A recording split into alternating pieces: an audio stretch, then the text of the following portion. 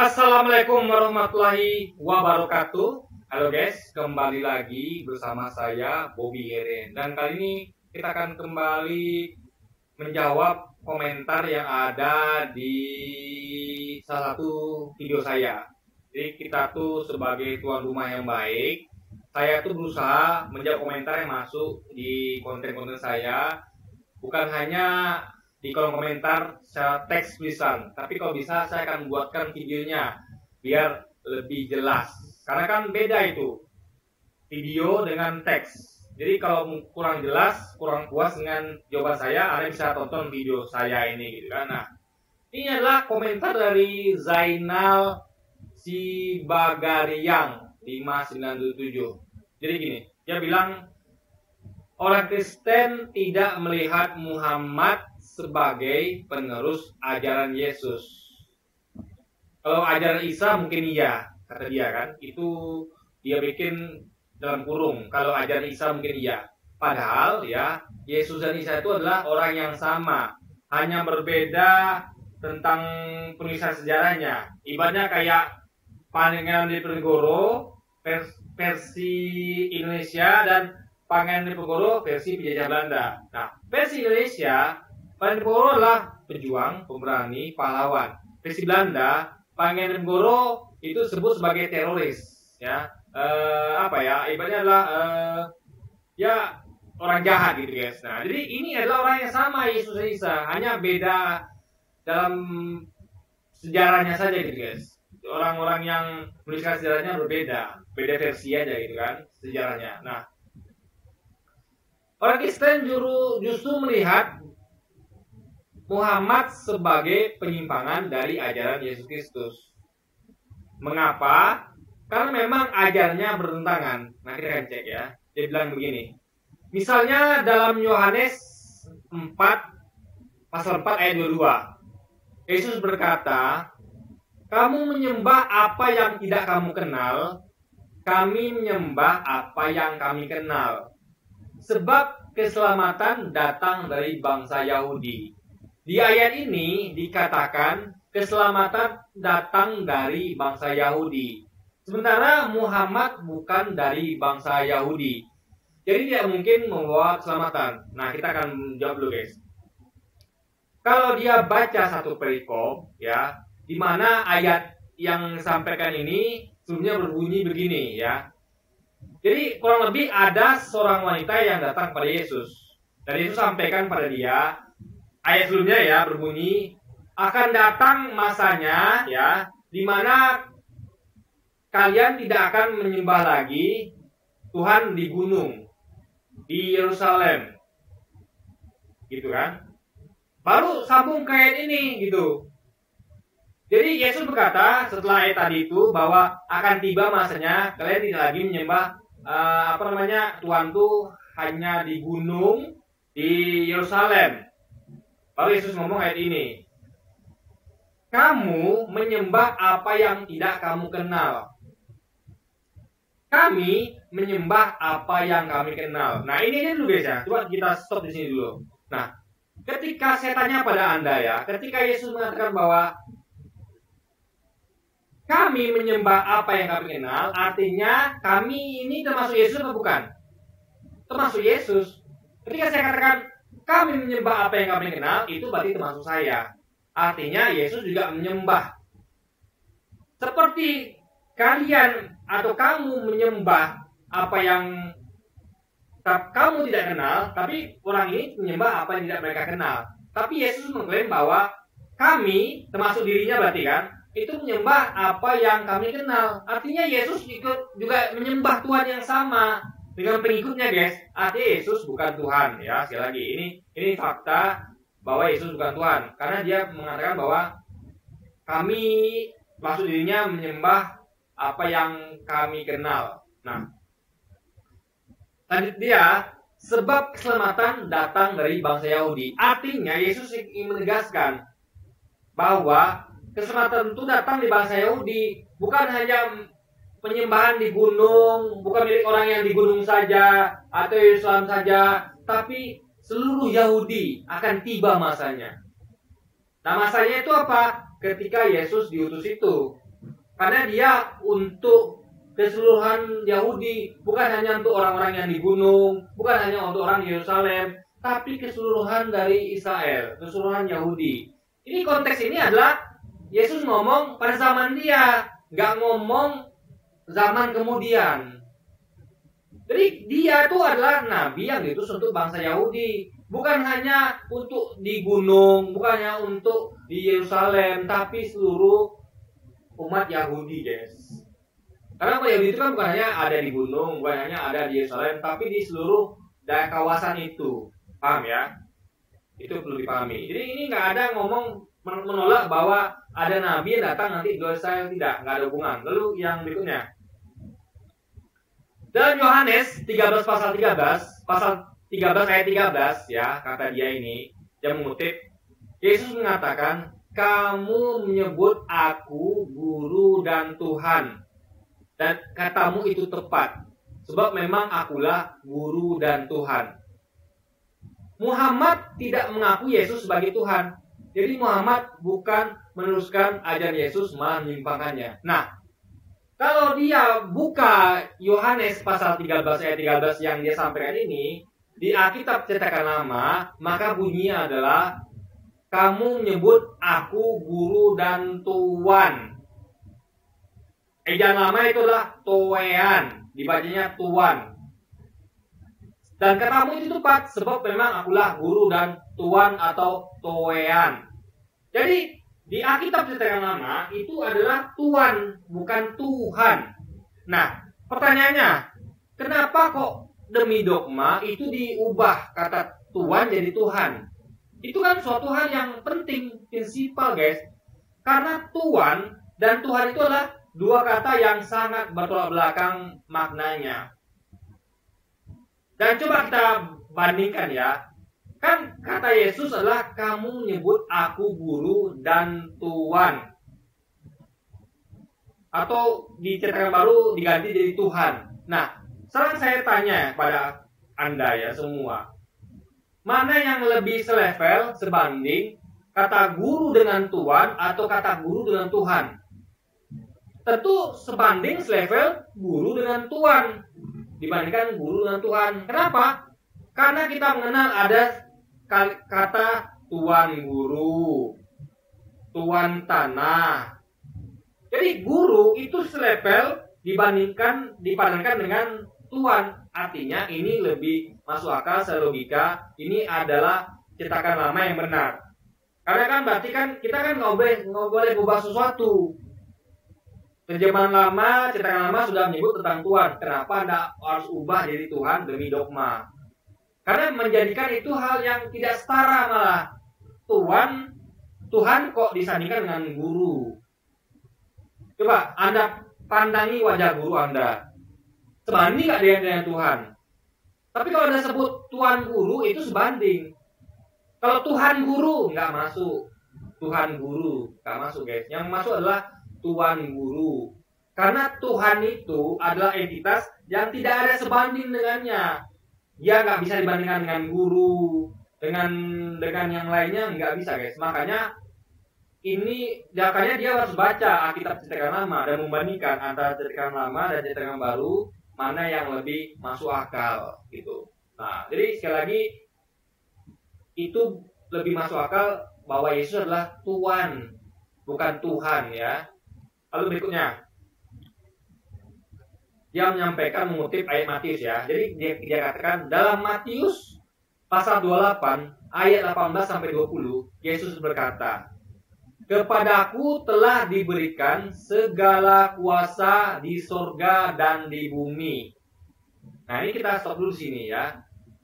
Kalau ini ayat benar ya, artinya kan ketika dikatakan bahwa kepadaku telah diberikan segala kuasa di sorga dan di bumi. Artinya apa? Yesus adalah penerima mandat kuasa. Alias dia tidak punya kuasa sebelumnya. Artinya yang punya kuasa itu orang lain. Sesuatu yang lain yang punya kuasa. Lalu diberikan kepada Yesus. Pertanyaannya, apakah orang yang sebelumnya punya kuasa ini memberikan kuasanya pada Yesus, lalu orang ini kehilangan kekuasaannya, atau kekuasaan itu diberikan secara sementara, temporary kepada Yesus. Coba ada jawab. Membingungkan kan? Gini, saya punya kuasa, kuasa itu milik saya. Saya memiliki kuasa sebagai pemilik perusahaan. Tapi karena saya berhadir, saya memberikan mandat kuasa itu kepada orang lain untuk mewakili saya di perusahaan. Meskipun itu punya saya perusahaan itu, tapi saya mewakilkan kuasa itu untuk memberikan keputusan kepada orang yang saya percayai. Nah, artinya apakah saya kehilangan kekuasaan saya di perusahaan tersebut? Tidak, saya tidak kehilangan kekuasaan. Karena saya hanya meminjamkan itu, kuasa itu sementara. Dia hanya mewakili saya, guys. Kuasa itu tetap milik saya, dia hanya memiliki kuasa sementara yang bisa saya cabut suatu waktu, karena saya adalah pemilik sebenarnya kuasa itu.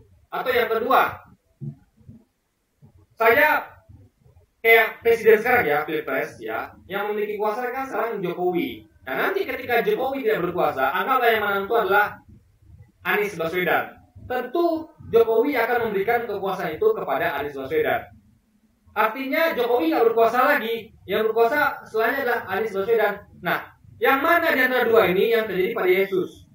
Apakah Yesus seperti penerima mandat dari saya yang hanya menerima kekuasaan sementara, ataukah Yesus sama seperti Anies Baswedan yang betul-betul mengambil alih kekuasaan dari Jokowi? Coba Anda jawab. Yang manapun salah satu dari kedua ini sama-sama tidak masuk akal. Kalau Anda jawab bahwa Yesus sama seperti yang saya berikan kuasa, artinya Yesus tidak punya kuasa sama sekali. Dia hanya menerima kuasa sementara. Yang berkuasa sebenarnya adalah yang memberikan dia kuasa, alias Tuhannya. Kalau Anda jawab dia adalah seperti Anies Baswedan, artinya dia pemilik kuasa yang setelahnya, artinya yang sebelumnya nggak berkuasa lagi, menjadi lemah karena kehilangan kekuasaan. Berarti nggak setara. Apapun itu, keduanya nggak setara. Baik Yesus maupun yang mengutus Yesus nggak setara. Paham ya logikanya? Yang satu kehilangan kekuasaan, yang satu lagi mendapatkan kekuasaan. Yang satu lagi itu tetap berkuasa, tapi yang satu lagi hanya menerima kuasa sementara. Sama-sama tidak sebanding.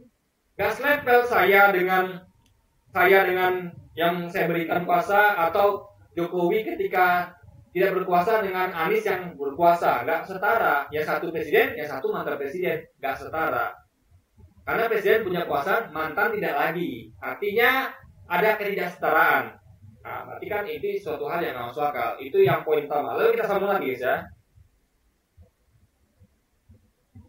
Karena itu pergilah, jadikanlah semua bangsa muridku, dan baptislah mereka dalam nama Bapa dan Anak dan Roh Kudus, dan ajarlah mereka melakukan segala sesuatu yang telah kuperintahkan kepadamu.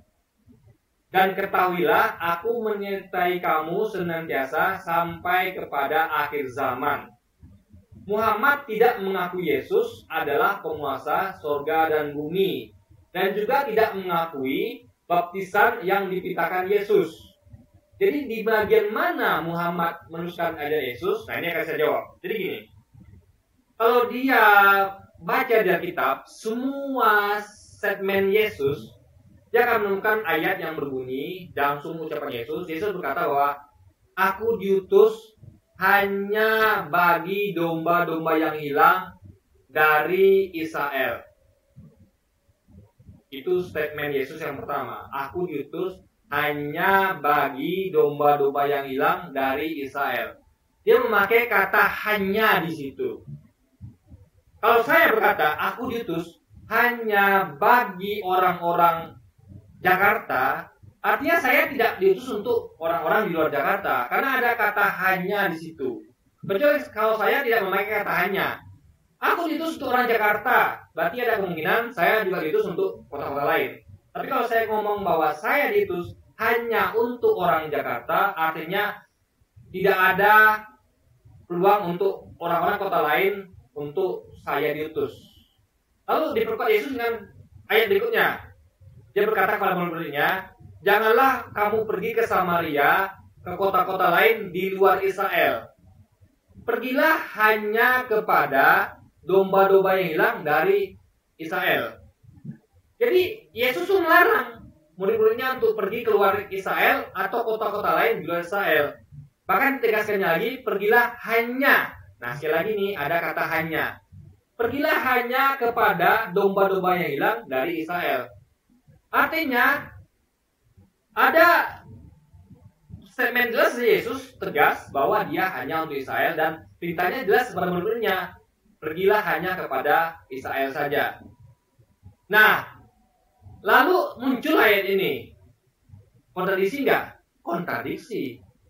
Nah, sebagai orang yang berpikir, kita meyakini bahwa nggak mungkin Yesus itu adalah seorang yang kontradiksi. Kalau istilah sekarang ini adalah man of contradiction. Ngomongnya apa, ya kan? Tiba-tiba berubah lagi. Dia bilang tidak akan rangkap jabatan. Faktanya dia rangkap jabatan. Dia perintahkan untuk rangkap jabatan. Dia bilang tidak akan impor. Faktanya dia berubah dan mulutnya berkata impor gitu. Dia perintahkan untuk mengimpor. Ini namanya man of contradiction, dan nggak mungkin Yesus seperti itu. Impossible.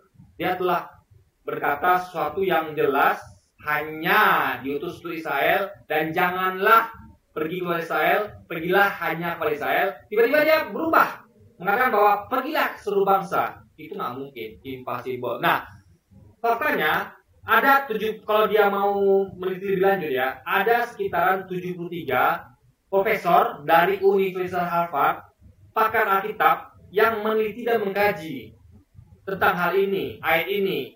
Dan mereka temukan fakta bahwa ini adalah ayat tambahan alias sisipan, yang mana disisipkan kemudian, yang mana tidak ada ditemukan di Alkitab mula-mula. Jadi ada Alkitab mula-mula, ada Alkitab kemudian. Yang itu ada penyisipan di depannya, ada ayat tambahan.